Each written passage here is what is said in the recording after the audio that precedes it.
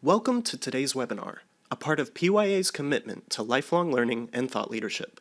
We understand the importance of clear, relevant, and timely information in the industries we serve. So PYA offers a wide variety of webinars, white papers, articles, checklists, and other tools. Subscribe to our newsletters, follow us on social media, and check out our PYA webinar recast series wherever you listen to podcasts. You can find all of this and previous webinars for free at pyapc.com. For today's webinar, you may submit questions through the control panel. After the webinar, you will receive an email with a recording of this webinar session. Please stay on the line after the webinar to complete a short survey and post any questions you may have. Thank you so much for joining us, and here is today's presenter, Barry Mathis. Thank you for that introduction. I am Barry Mathis. I am a principal with PYA. I lead our IT advisory and consulting program at the firm, and I am excited once again to be talking to you about something that seems to be in the news a lot and on everybody's mind, and that's cybersecurity.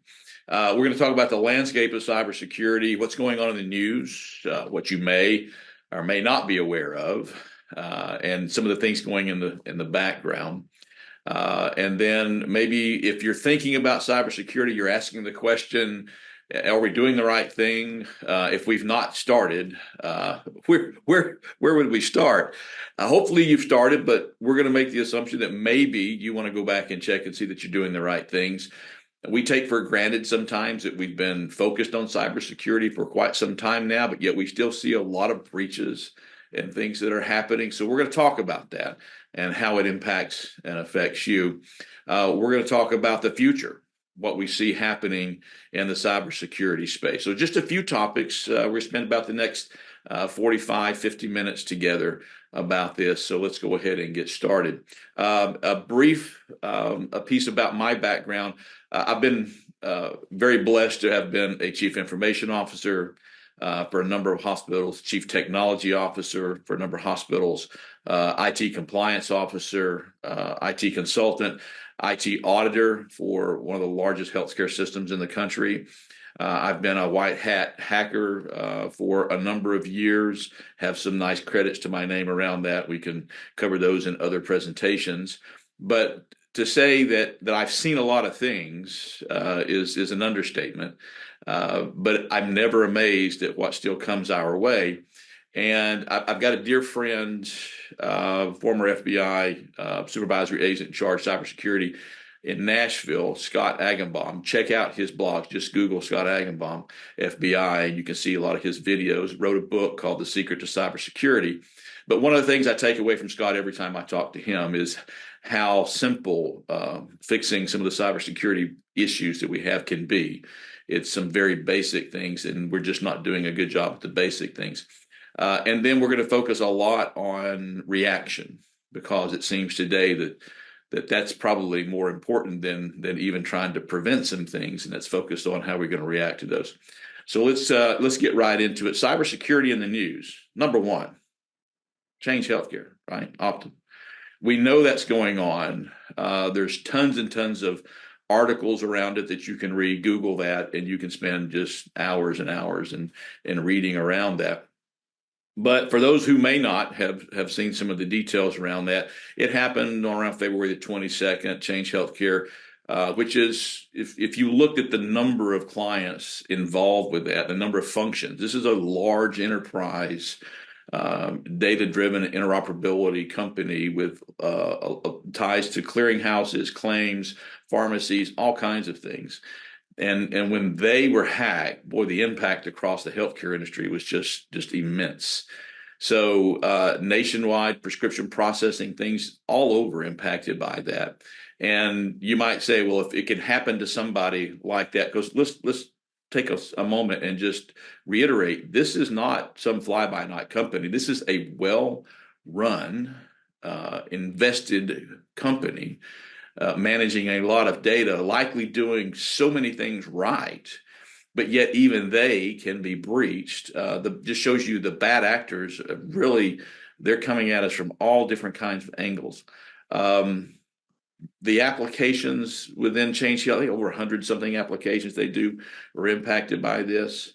So even as late as February the 25th, which is beyond now. This is we've had some time. It's taken a long time for them to come back up, and those clients that are impacted, there's contingencies in place there. Let's talk about that for a moment.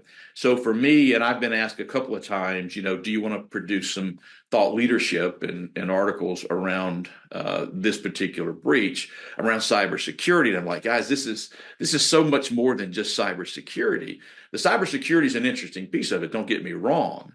And there are things that likely they are doing within their own walls, and I don't presume to know what they're doing. But again, well-run organization, likely they've circled the wagons, and they're absolutely doing everything they can to prevent this from happening and get things back up. But let's talk about our side of it, okay? And that is more than cybersecurity. It's about business contingency. So we talk about as auditors a lot. We ask for your disaster recovery procedures.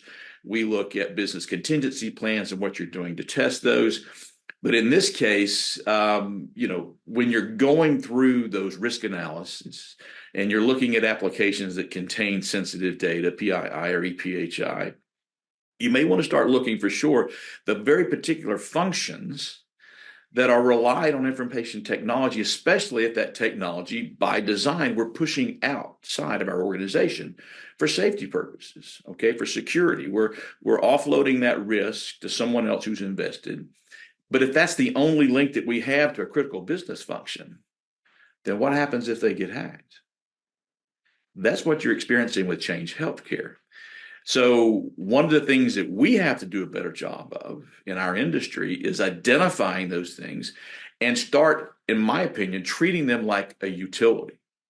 So if you're running any kind of a business where you're supporting the public in any form or fashion, especially in healthcare, much like banking or other industries, there are utilities that you have redundancy. So you can't run a business, you can't run a technology business, you can't run a financial business if you don't have power, if you don't have cooling for the facility, if you don't have telephones, all these things that are considered just absolute utilities.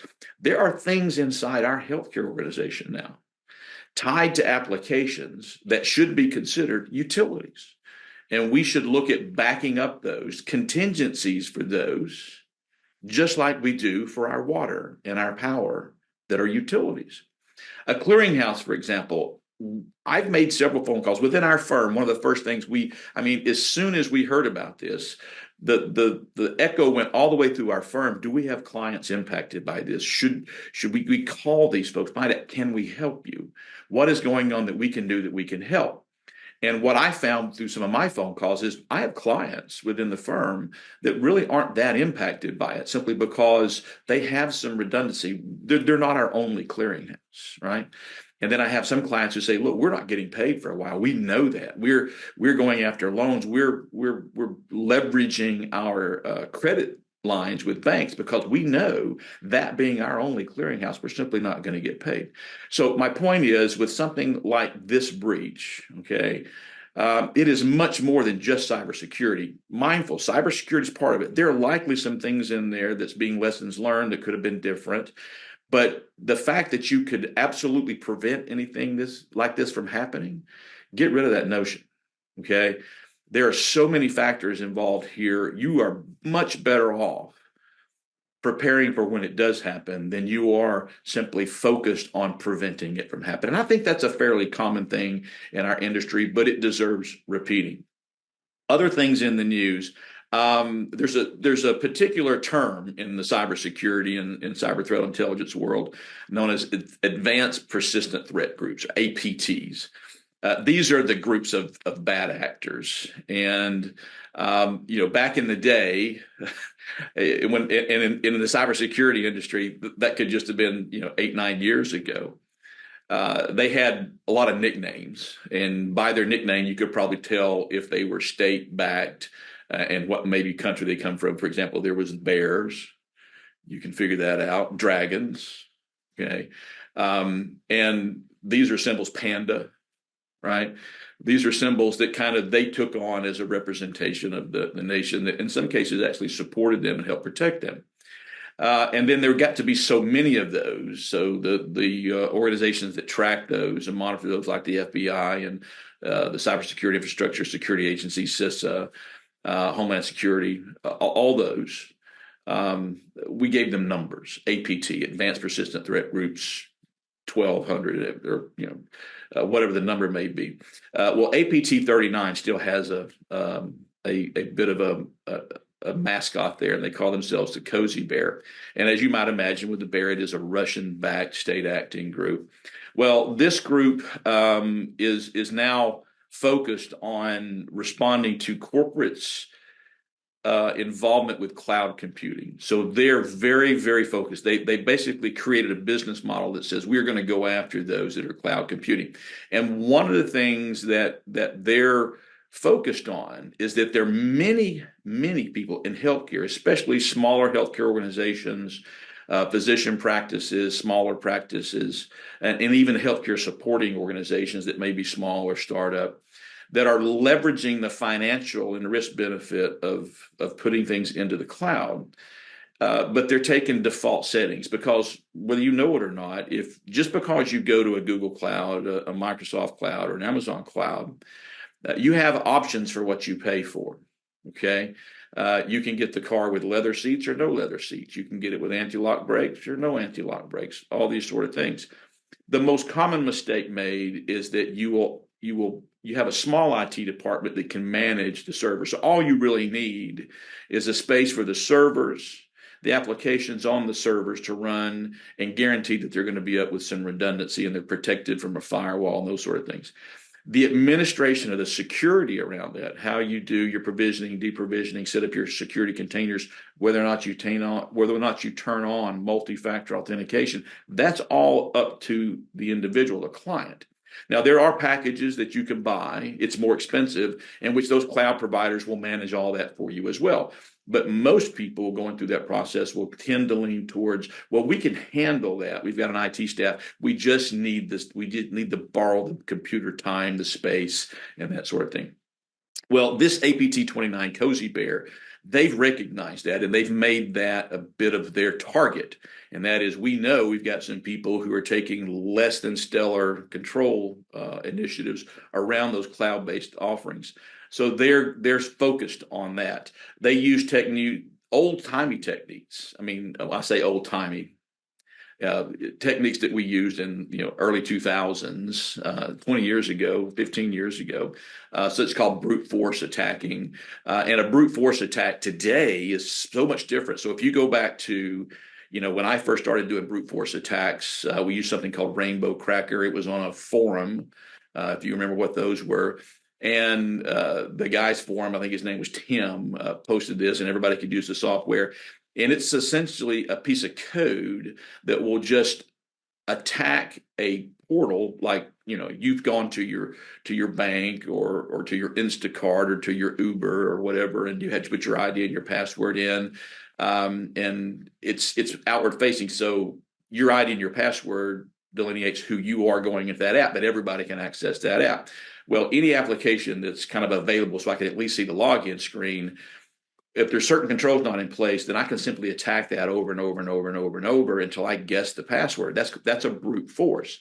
And back then, there's only so many tries. Today, with today's technology, and especially with AI and some things, we can attack that millions of times a second. So if you're using common phrases and things like that in your cloud, or you've by chance had default passwords left in some of your cloud settings, then you're an easy target. And this APT Cozy Bear, APT 29 Cozy Bear, they've recognized that, and they've targeted United Kingdom, United States, Canada, Australia, and New Zealand. They have a business plan. And for those of us who kind of work in what we call the cyber threat intelligence group, so you're looking on the dark web, we're watching these sort of things, we're listening to forums, we see this activity picking up. So APT 29 Cozy Bear, I think you're going to hear about them in the future. And again, using old-fashioned techniques, because sometimes we've forgotten about those. Another thing in the news, I was actually giving a presentation to a group a few weeks ago, and as part of my cyber threat intelligence work, I monitor some of the bad actors, kind of their clearinghouses, the tools that they use. So you may have a group that's an APT, but they use a particular tool, and then some of them are wrapped together. One of those that's kind of wrapped together is Lockbit. For those of us who've been in the cyber, we're very familiar with Lockbit 3.0. And it's essentially ransomware. It's a ransomware group. They have large campaigns. It's led by a couple of individuals. And I was showing this, I always show it on the screen because it's kind of like a wall of shame. I do a live kind of into the dark web and show these things. And I'm getting ready to show it to the audience. And all of a sudden I come up to the screen. It says it's been seized by the FBI. If the FBI says to Homeland Security, they've shut down the site. And I'm like, wow, this is another win. Much like Hive, which was another group, they shut them down. They've shut down Lockbit. That was a big deal because Lockbit's been out there for about 5 or so years, and they've just been running rampant. So that was shut down. Well, guess what? They're back up again. Reopen the store, different look into the dark space, and the person who kind of runs that is almost flippant in his comments back to the FBI. And I'm going to read this. I've got a little thing here to the side, so forgive me if I look away. But the representative from Lockbit said all FBI actions are aimed at destroying the reputation of my affiliate program. My demoralization. They want to leave me, and they want to have me leave and quit my job. They want to scare me because they can't find or eliminate me. And he goes on to say, I cannot be stopped. You can't even hope to stop me. As long as I'm alive, I will continue to do what I'm doing. He says it in a couple of paraphrase there. So he's actually throwing. Now, if you talk to the FBI or you talk to Homeland Security, they feel like this is a bit of posturing, that they have made a serious dent in this person's livelihood, and they have. But interesting how they got there. And one of the things that you need to know if you go through a cybersecurity event, okay, and you're either negotiating with the bad actors and you're trying to decide you need to bring the federal government in, you need to bring the FBI in, you need to bring CISA in there as well. For one reason, there are a lot of things they can offer you, such as it's kind of a reverse hack. And in this case, the FBI was able to exploit a weakness through a reverse hack that was happening to Lockbit. They had not patched a server with what's called PHP, but and his comment, which again just kind of shows you the human nature of these bad actors. They're not secret super spies. They're just people who have made a different decision in life and want to be evil versus good. But basically what he said was, yes, you hacked me. And the reason you did is I've been swimming in money for the last 5 years, and I just got lazy. I got complacent. And so therefore I was hacked. But he bounces back. I think Lockbit will be out there for a while. I think there's a little struggling on the ropes. I do agree with the FBI statements that there's a little posturing there, that he's quite embarrassed. That group's quite embarrassed as to what happened to them. It's no different than in my organization. I act as a bit of an IT security risk manager within our own organization. And my team knows if they catch me in a phishing email or something like that, it's a free steak dinner for me. So if you nail me, and what happens even as soon as yesterday, I called our CIO and I said, there's an email here. This thing's very fishy. I think you're trying to get that free steak dinner. And he said, no, it's legitimate. It's a workaround for something we got going on. So, but things like that, we'll get into that with testing. Things like that keep your posture up. Don't ever feel bad about questioning an email, okay, to your IT department, to your boss or whatever. You may very well be the one that saves your organization from a major event by simply questioning that email. But Lockbit, they're back. They've rebounded. FBI got them. Now they're coming back. We'll see what happens there.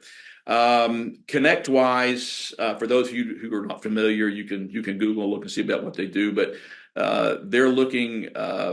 There's a Screen Connect version with ConnectWise, and there are hackers that are aggressively right now. So if you are a user of ConnectWise or you have anybody in your client folio or in your organization that uses ConnectWise, you can talk to your IT folks. They'll tell you. But there's a specific vulnerability that's listed in the National Vulnerability Database connected to ConnectWise, and it has to do with the Screen Connect. And the hackers have got onto that, and they're really wearing it out for those who aren't paying attention.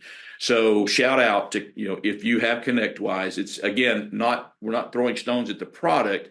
But every product that's out there, everything has vulnerabilities that eventually can be exploited. Well, here's one that's found to be exploited, and what I'm telling you through this seminar or through this webcast is take a look and see if you're using ConnectWise. If you are, make sure it's patched, because they do have a patch for it that'll shut these hackers down.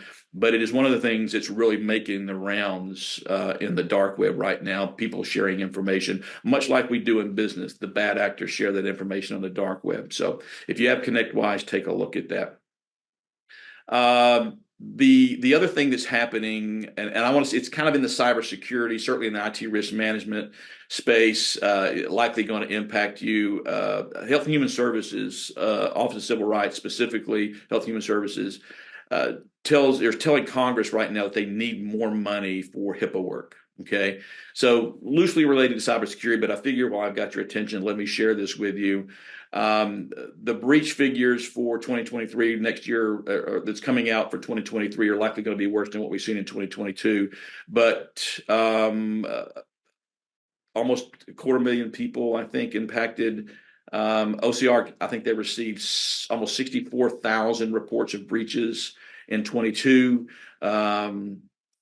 500 exploited breaches and exploitations, 250,000 individuals, and that's just on the ones that they're investigating. That doesn't include ones that may not have been reported. Again, people are on their own recognizance of that. You're either compliant or you're not. But we expect the numbers in 23 to be a lot higher. The point being, what OCR and HHS are saying is, a few years ago, we started doing preemptive audits around this to ensure people are doing what we're doing. One of the things that they found out was that even some of the basic stuff, completing a security risk analysis, wasn't being done. And if it was being done, it wasn't being done correctly. And by the way, if you want to know what correctly is, they've got guidance out there. You can look at the National Institute of Standards and Technology special publication 800-30. If you have a conversation with OCR, they're going to point you to that and say, look, we've told you this is what we expect in a risk analysis. So it doesn't matter what that company's doing or what that company's doing and saying, hey, it's a risk analysis.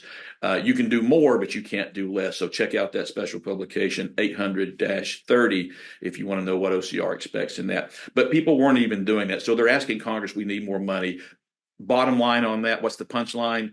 I think in the future, you're going to see some more audits around this, and cybersecurity and what you're doing around cybersecurity is going to be one of the focuses based on some of these breaches that are going on in the past and right now. So just get prepared. I think what's coming is some more oversight, proactive audits. Now, how they're going to do it, random or otherwise, or line us up by revenue and start at the top, I don't know.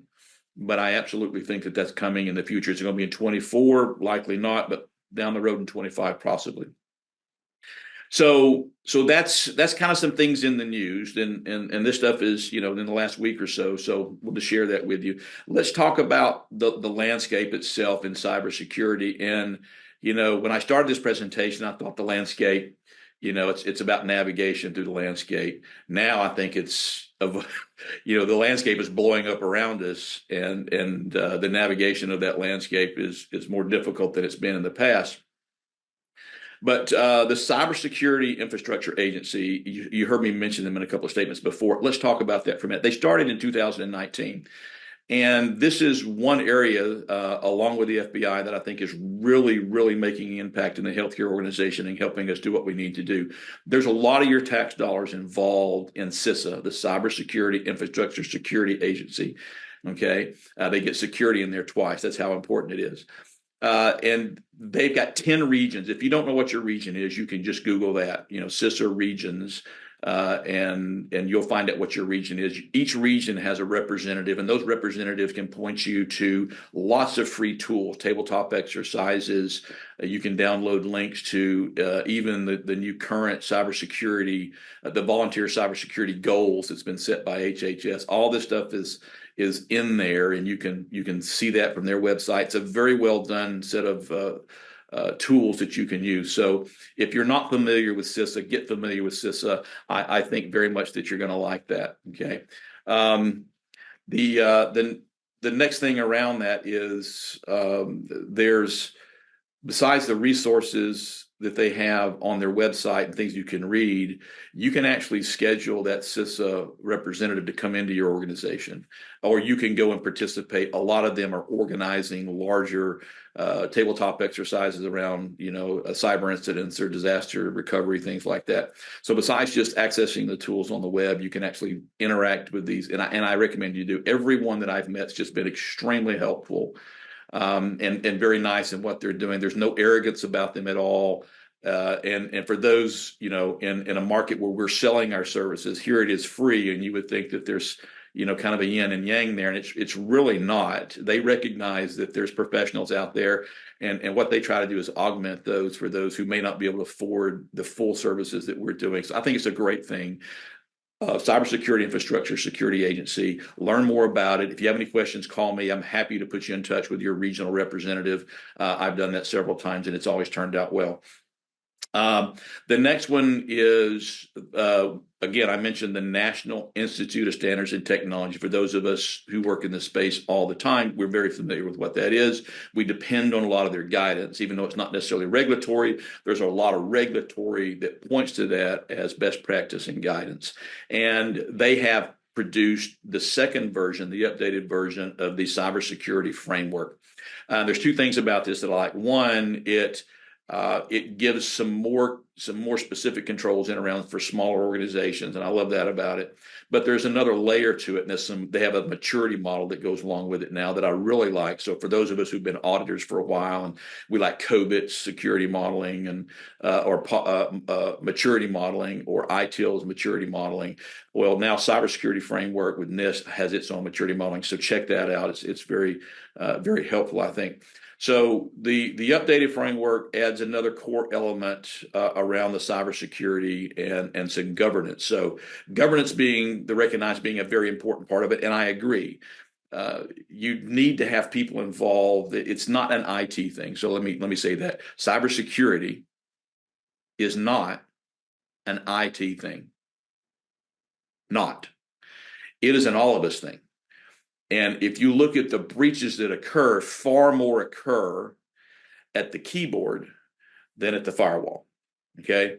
So there's some nice governance programs within this new NIST framework that I think you could take advantage of. I highly recommend you take a look at it. Incidents reporting and the Critical Infrastructure Act. Just about every time I get a chance to talk about this in terms of what's going on in the landscape right now, I remind everybody that in 2022 we had legislation that was put into public rulemaking and is likely going to come out in a final version here very soon, and it's the incident reporting. So if you're considered critical infrastructure, if you're in healthcare, just about everything we're doing is considered critical infrastructure. No longer are you going to have the luxury of simply waiting before you report either a cybersecurity event or the payment of a ransom. You're going to be required to do their incidents have to be reported under this new rule 72 hours from the time that you have a cybersecurity incident. Now, granted, you're working with your attorneys. There's the public rulemaking. The conversation is, well, when do we define that we've had an event?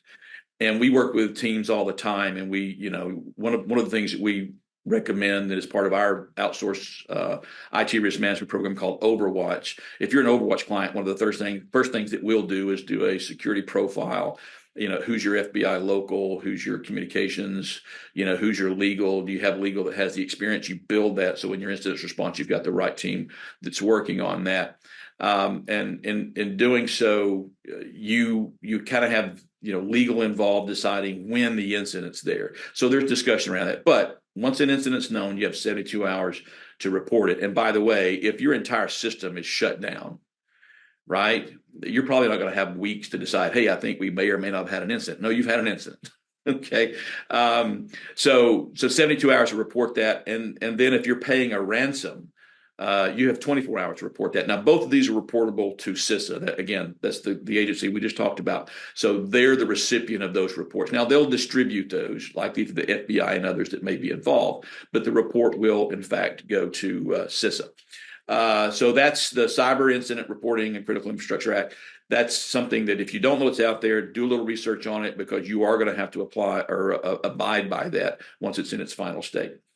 The other one, and it's coming from that same federal arm, It's the state and local cybersecurity grant program. So we're talking about the landscape.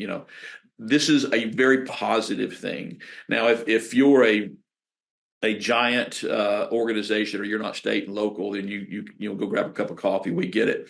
But if you're a tribal, or state or local institution, you want to check out what's called the SLCGP. Okay, it is the state and local cybersecurity grant program. Now, it's been going on for a little bit, but there's still money.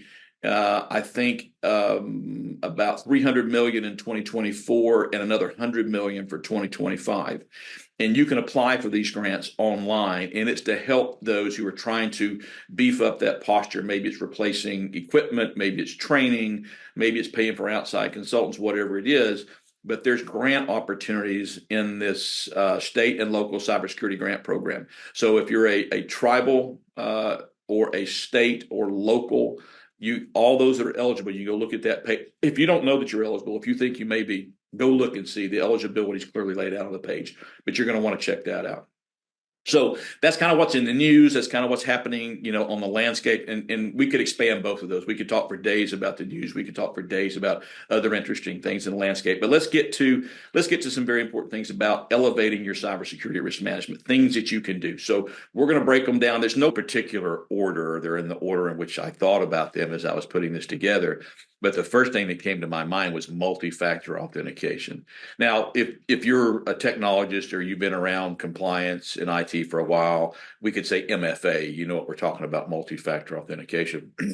In your case, if you're not part of the industry, but you're familiar with it because it's that thing you have to do before you sign into your banking app or any other app, and hopefully the app that the application, the EMR or whatever application it is you use at work. And that is, you put in your ID and your password, and then you have to receive something or give it something back, a token. It sends your phone a number, and you put that number in. Whatever it is, that second thing you do is called the second factor. It's at least a two-factor, and you can have many factors. I know some organizations that have as many as 3 and 4 factors. Most of those are 3-letter agencies, but the fact is, it's not just an ID and a password. Now, why is that important? Okay, many people talk about it, and a lot of people say, why is multi-factor all that important? When we go back to the beginning of this conversation, where we're pushing a lot of things to the cloud, and we have bad actors who understand that and are trying to take advantage of that. So what they know is, in many of your core systems, it's going to be available if you simply know the URL to go for the ID and the password. So in a typical campaign from a bad actor is, I'm going to use social engineering, brute force, all kinds of techniques to simply I just want your ID and your password into your email system. And then once I get from your email, then I can try, if that email is tied into Active Directory for Microsoft, then I can use that to see what credentials you have. And maybe I can get access to a server that you've got access to, and I can launch a ransomware and do a lot of damage. Okay. So with multi-factor authentication, that outward facing, I put in my ID and I put in my password. So in a campaign, I've managed to gather, and we do this as part of our testing for our clients, is I've managed to either social engineer through an email phishing campaign. I have your ID and a password. You gave it to me. You thought I was IT, and you gave me that because some message told you need to re-verify that. Now I have it. It's mine. I'm the bad actor, but I'm not doing anything with it. I'm just going to sit for a little bit. Okay. One of the first things I'm going to do once I decide to act on it is I'm going to go to the websites that I know you go to get access to these corporate and critical systems that are now in the cloud, and I'm going to put in your ID and your password. Without two-factor authentication, I'm in. I own it. It's mine. I can even go out there likely and change the password if I want to and lock you out. But with two-factor, I put in my ID and I put in my password, and then the system sends a request for the second authentication. Okay, dual factor authentication. As the bad actor, I don't have that. I don't have your phone. I don't have access to another email. I don't have access to whatever token it is. So I'm stopped. Even though I have your ID and I have your password, I can't go any further. So that's why multi-factor authentication is extremely important, because there are a lot of people that have given up their ID and passwords, and their organization hasn't felt the impact of it simply because that organization has turned on multi-factor authentication.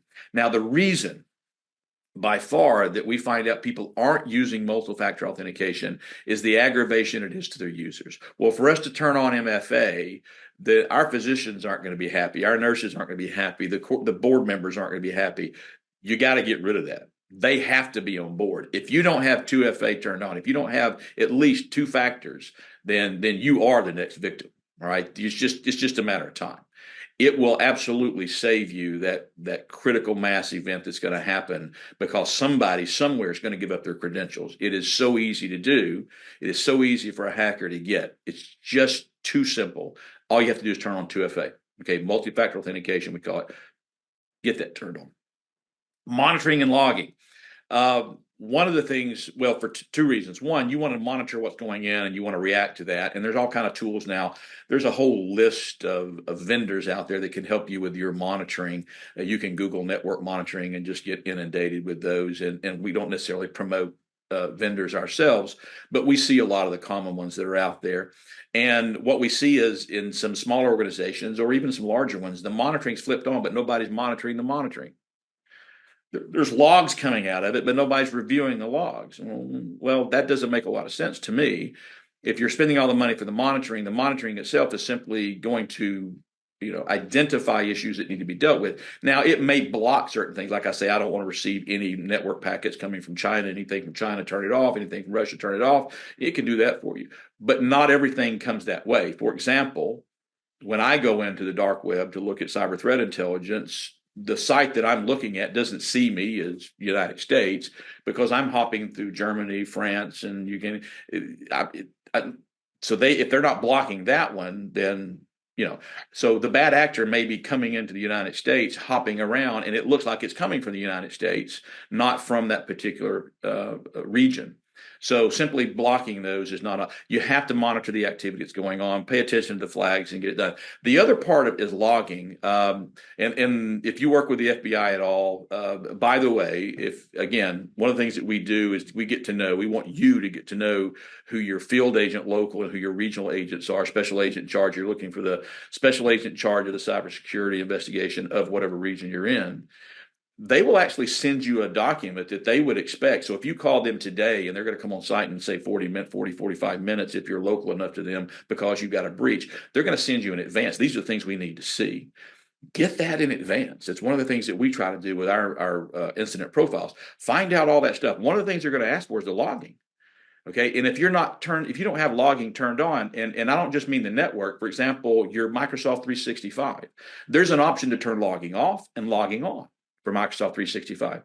If you have logging turned off and you have some kind of an email breach, you have nothing to show that there was an exfiltration. What that means is, I know somebody's email was compromised. I know they have Excel files with thousands of patients in their email, but I can't tell if anybody got those. So the assumption is you have to assume they did.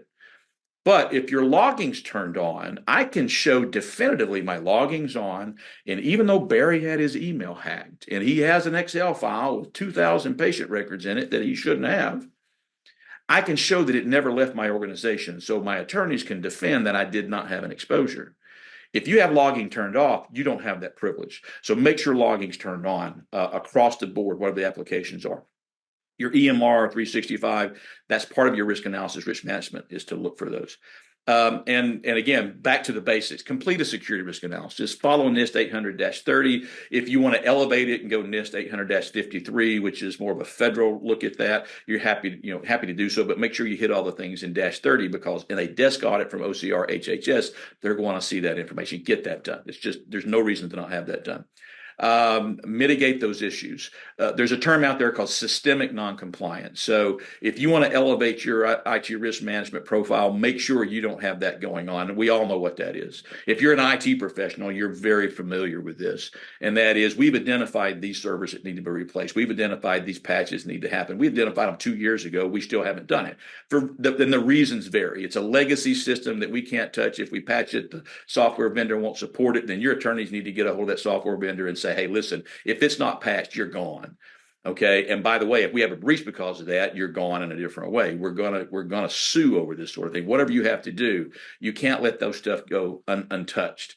Okay. So Systemic noncompliance is something you don't want to be a part of. It basically says we're negligent in what we're doing. We've not touched it in years.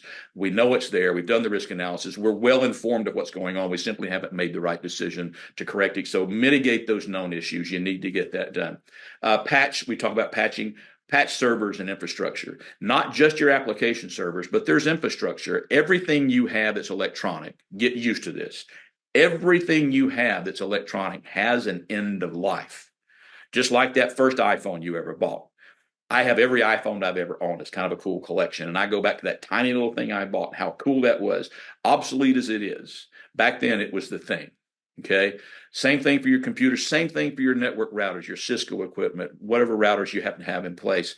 That is going to have an end of life. And until it has its end of life, they're going to patch it for you because it's going to have vulnerabilities. It's just inevitable. Make sure that kind of stuff is going on. Test and train. So testing primarily refers to your contingency and disaster recovery, but I'm going to shift it for this purpose over to the cybersecurity. Test your incident reaction. You should have a clear incident reaction profile, okay? A plan of what's going to happen if we get a major breach, okay? The first person to call. One of the very important things is who in your organization is organizing the breach response. Who has the authority in your organization to say, we need to get these people together, we think we had a breach? It can't be IT. For heaven's sakes, don't let it be IT. We react a different way than, say, a communications company. There's a lot of people that have exacerbated their event simply by talking about it too much outside and inside. It didn't need to happen. Have a plan, have communication involved, have legal there quickly. Make sure the federal government's involved. If it's a ransom, it's associated that you're paying it. Get the FBI and CISA involved in that. Get your risk manager compliance, get your CEO. Everybody needs to be involved in an incident. It's not an IT issue, right? It's an us issue. And test it out. Do what we call tabletop exercises. Take your plan, sit around the table, talk about it, discover what needs to change, and then make those changes. Can't tell you how many times I've seen somebody say, yes, we've tested our plan. Well, what did you discover? Well, we didn't have this, we didn't have this. Well, did you fix that? Well, we're getting around to it.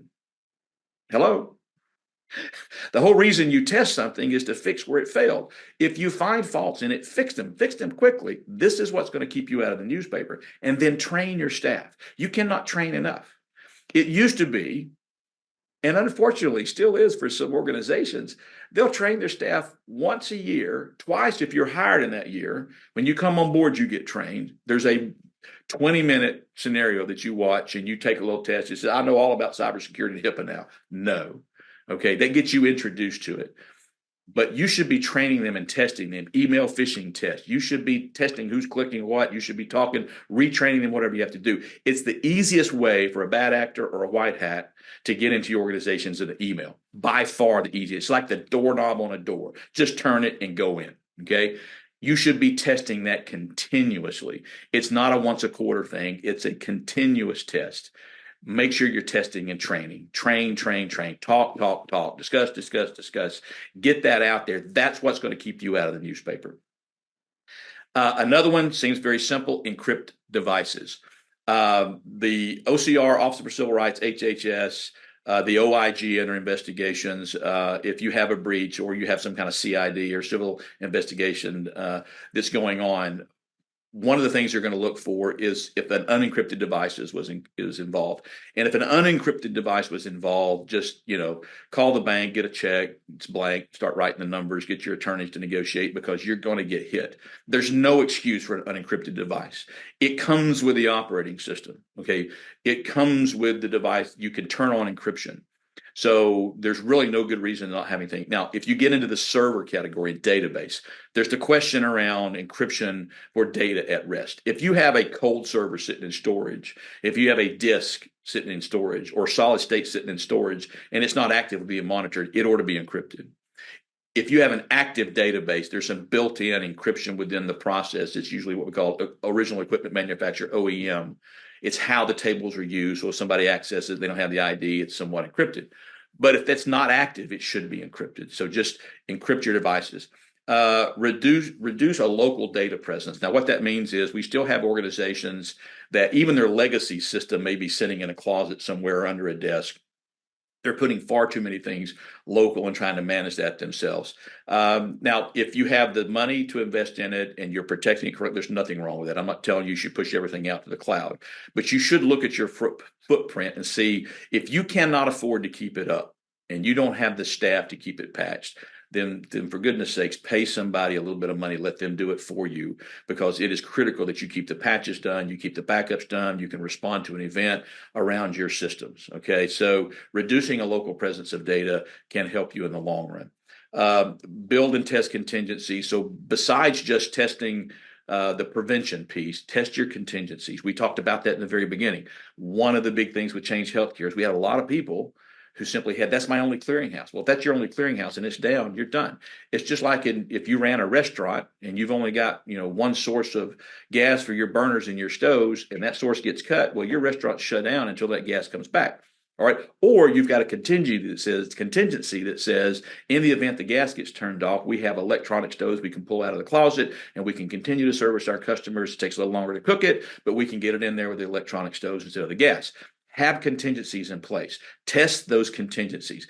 And in some cases, more so than just a tabletop, you need to know if when you flip the switch, the light's going to come on. Okay. So test your contingencies. You can get your vendors involved with those. When you're negotiating your contract, see if there's language in there that allows your vendor to help you test those contingencies. Okay. Do some forethought as you're negotiating new contracts and re-up. Get some testing scenarios in there so your vendor can help you test the contingencies. Find out what they're doing. Ask them the question. What if what happened to Change Healthcare happens to you? How are you preventing that? Now, some of them are going to be very reluctant to tell you the details, but at the very least, they should tell you whether or not they've been through a SOC 2 assessment, it's a Service Organization Controls assessment, a Type 2 for security, things like a high trust assessment, anything in the industry that helps govern that third-party vendor. Ask for that information. Don't take it for granted just because they're big and just because everybody's using them that they're going to be okay. And we talked about the incidents planning, and I'll say it again: test and train. I've got it on my prompt here twice. Test and train. You cannot test enough. You cannot train enough. Continuously do that. And when you're testing, you don't always have to pay an organization like us. We're happy to help. In fact, I tell people I've got one of the greatest jobs where I get to try to break into places for a living at times.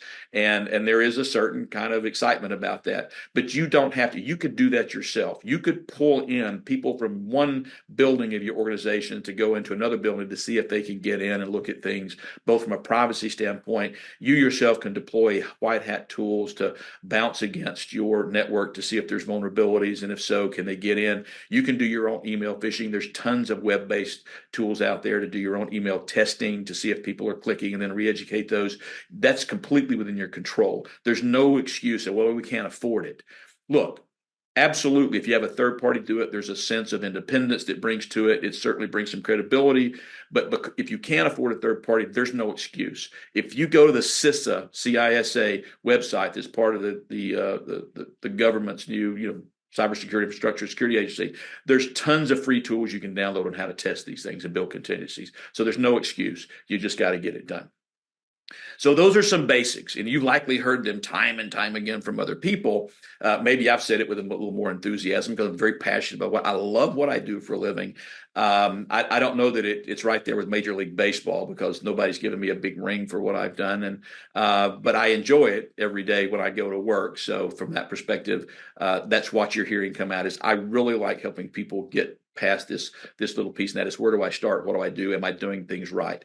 So if you're hearing the same thing over and over again from me and others, and you're not doing those, well, shame on you. That's not an industry issue. That's a personal issue, but you need to take care of it. If you're having challenges, Barry, I want to do this, but I've got these challenges. Call me. As a CIO, CTO, compliance officer, auditor, consultant for the last 30 years, I've seen a lot of things, and I've seen a lot of workarounds, ways to get things done besides just writing a check. So please give me a call, have a conversation. Let's talk about what we can do to help you in that sense. So let's talk about the future real quick. I mentioned we're going to talk about the future of cybersecurity and healthcare, and I don't pretend to have a crystal ball and know everything that's going to happen. Okay, but I can tell you a few things. One, we are more interoperable and connected than we've ever been in healthcare before, and we will continue to get so.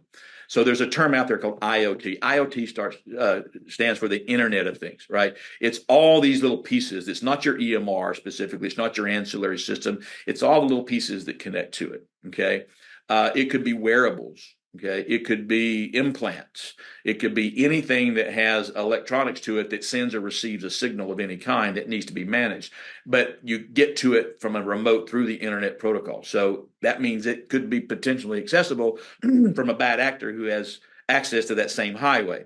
So that's going to get more and more prevalent. If you, again, Google all of the monitoring software that's out there, every one of them are going to have a section on how to protect against Internet of Things, how to do something called what's called zero trust, which is more of a rather than role based, it's a needs based. You can't even see things that you don't have access to. I talk about zero trust in the sense that if I'm a burglar and I turn down a street and there's 30 houses, I'm going to try all the doors, right? And I got to see all 30 houses if I'm working in that neighborhood because I have to know what house to go into. But if the zero trust, my access is limited to one house in that. If a burglar turns down that street and they don't have that access, they see no houses. There's no door to shake. There's no window to rattle because zero trust says it's only visible to those who need access to it. And in an organization, maybe I only need access to two houses on that street. I don't see all 28 of the others. I only see the two. That's zero trust. You should look into it. It's certainly something that's going to help us when it comes to the Internet of Things. And then the biomed pieces, implantables, you're going to see cybersecurity wave come over all that stuff because we are getting more connected with these pieces. You have wearables in healthcare that we've never had before. Well, they're vulnerable. Okay, so that's part of our future when it comes to cybersecurity. I mentioned early on about what's called the cybersecurity performance goals. So this is immediate future, and this just came out this month. So Health and Human Services has published the voluntary cybersecurity performance goals. You need to check this out because it's a lot of self-paced stuff. You're going to see in writing a lot of the stuff that I just talked about. Okay. And you're going to get some good insight ideas on what the federal government is setting out there as goals. Now, consider it this way. What they're putting out there as goals today may be a compliance requirement in the future. All right. I'm not predicting that. I'm not saying I've heard that. I'm simply saying they put a lot of time and energy into setting these goals. Right now, they're voluntary. Okay. So let's say that it's a test or a pilot. Let's see what happens. I suggest you go look at those. And as you're building your cybersecurity profile and plan for the future, I think you should include these cybersecurity performance goals in that plan. And very good information.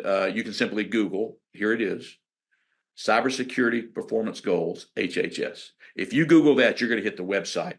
There's a slide deck that'll come with this likely, and I'll have it outlined in the slide deck. So if you're not writing this down, that's okay. You don't have to just pay attention to the stuff that's up here. There is a slide deck, and it'll likely go out with this. One of the other things that I think is interesting and what's coming is it's a different type of phishing. We've seen email phishing, and there's different types. There's whale phishing, which is we're targeting CEOs, compliance officers, IT professionals that have, lots of access to systems. And if we get their ID and credentials, it's the whale, right? We've got spear phishing, so we're looking for a by name. We're going after Barry specifically for this reason. It's spear phishing. We've seen smishing, right, which is texting, SMS phishing.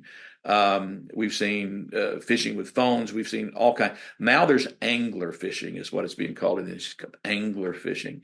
And angler phishing is really using social media to do the phishing. And it may be people that are responding to your post. For example, if I were to put a program together as a bad actor, in this case it'd be a white hat, I'm doing it for good to train and test. And I'm targeting you in a spear phishing campaign.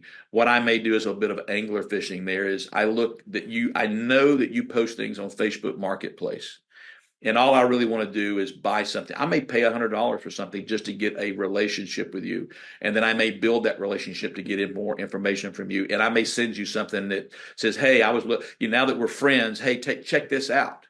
Take a look at this. You're going to love this since you're into this kind of industry. You're into music or you're into cars. Click this. And when you click that, I've sent you a payload.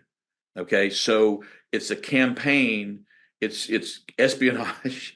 It's I'm befriending you through your social media, and all I really want to do is put a keylogger on your phone. So the next time you log in to your company email with your ID and your password, it sends me that and says, "Hey, here's an ID and a password." I'm going to take that, go to the website, and I'm going to try to log into your system. If you've got multi-factor authentication turned on, I've wasted my time. If you don't have multi-factor authentication turned on, I've just explained to you an extremely easy way. Take about a week or two. I can access to your system, and I will be in whatever that person has access to. I will have access to, as will a bad actor.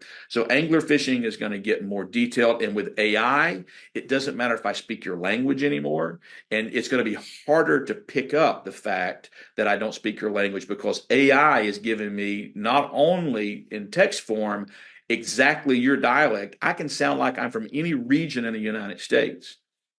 Okay. I can use words like you guys, and I'm from the West, right? I can say things like privacy or mobile, all these kind of things. I'm from the UK.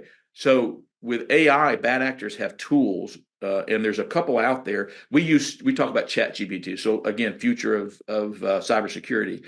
So this is on the defensive side of it as well as kind of the attack side. There are two forms of GPT out there, right? Uh, and you guys, it's in the news. Everybody's Chat GPT, AI. We won't get into the whole AI discussion. That's another seminar. Happy to do that. But with the GPT, there's two. There's Worm GPT and Fraud GPT. One of those actually helps bad actors produce code to help attack systems. The other one really helps bad actors be more human or more local or geographical in their attack. So there's AI software that not only will in text but also in voice mimic somebody else. And I have no clue what your language is. I don't have to speak the first word of your language. I can put my language in there and have it come across as if I'm a native in your country. Okay, that I've been living there my whole life. Those are harder to spot. So you're going to see angler fishing through social media using AI to do that. So the other part, since we're on the AI, and I'll finish up here. I think we're about to run out of time.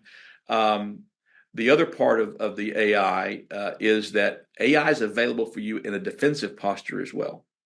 So there are tools, and again, you can Google, AI used for network monitoring, defense, cybersecurity defense, and you'll get a myriad of clients or vendors out there. Again, we don't necessarily promote vendors; we remain independent in all these. So if you want your vendor checked out, we're happy to do that. But there are a lot of vendors out there, big names that have products already. They've either purchased it or they've developed it, but they're using AI to do things to help protect against. So we go back to the beginning of the conversation. One of the sins that I see a lot of people committing is you have monitoring turns on, but you really don't have anybody to monitor that. The most common reason is I'm a small organization. I've got 2 IT people. I've got 4 IT people. I've got 8 IT people. I don't have I'm trying to just keep the system going. I'm trying to keep patients happy. I'm trying to keep physicians, nurses, administration happy. I don't have time to sit there and read these logs. Well, with the new tools with AI, the AI can assist with that. Now, AI is likely going to bubble all those up and say, look at these 3, this is something, or AI may alert you. So AI is going to help us in that sense. And is it true AI? Again, we can have an engineering discussion on what true artificial intelligence is. And by the way, artificial intelligence goes back to the late 60s. It's nothing new. What you're seeing is, in my opinion, more machine learning around large language modeling, but it's automated assistance. Had recently listened to locally Dr. Parks, Lynn Parks from the University of Tennessee, Knoxville, who heads up all their AI R&D and education at UT, came and spoke. And one of the things that she had said was, people ask the question, is AI going to replace jobs? And her comment is no, but people who understand AI may replace jobs. So it's about adopting AI in the industry, and institutions like the University of Tennessee, Knoxville are developing degree programs. I think UT will probably have one this fall where you can actually get a degree in artificial intelligence. And the cybersecurity is going to be a thread likely in all those. But AI and cybersecurity is a real thing. If you're not using it, you should check it out. It's more than just, large language modeling. It's more than just writing a paper without having to pick up a pen. It's more than creating a piece of art that never existed. AI has some very useful tools, especially in cybersecurity. on taking massive amounts of data, making sense of it, and say, of the 200,000 lines in this report, you need to focus on these 30 lines because we think this could be significant to your organization. So embrace AI. So there we've covered a few things, what's in the news. We've talked about the landscape a bit, and it's a little bumpier than we started out. And we've talked about some things that you could be doing. And again, I go back and point to two things there. One is the cybersecurity performance goals. Go check that out, and then go check out CISA, Cybersecurity Infrastructure Security Agency. Look at their tools that you can use. They're free. We talked about the future and what can happen and things that are happening. Just know that there's audits coming in the future. So cybersecurity, there is a compliance piece of it you have to pay attention to. It's not all just about trying to stay out of the newspaper, which is a big piece of it, but there are some compliance pieces you need to stay involved with as well. So again, my name is Barry Mathis. I'm a principal with PYA. It has been a pleasure sharing with you some of my thoughts today around cybersecurity and the changing landscape today and the future. If you have any questions, my contact information will be posted here at the end of this presentation. Feel free to call me. Again, if you still have questions around what you should be doing, or you just want some kind of acid test or validation, are we doing the right thing? Give me a call. Happy to help you with that. It's always a pleasure for me. If you're getting better with your cybersecurity, then I feel like my contribution is being recognized, and it makes me feel better as well. So have a wonderful day, and once again, thank you for your attention. Thank you so much to today's presenter. Please remember to stay on the line once the webinar disconnects to complete a short survey and post any questions you may have. You will receive an email with the contact information of our presenter and a recording of the webinar. Also, recordings of every PYA webinar are available on the Insights page of PYA's website, pyapc.com. While at our website, you may register for other PYA webinars and learn more about our full range of services. On behalf of PYA, thank you for joining us and have a great rest of your day.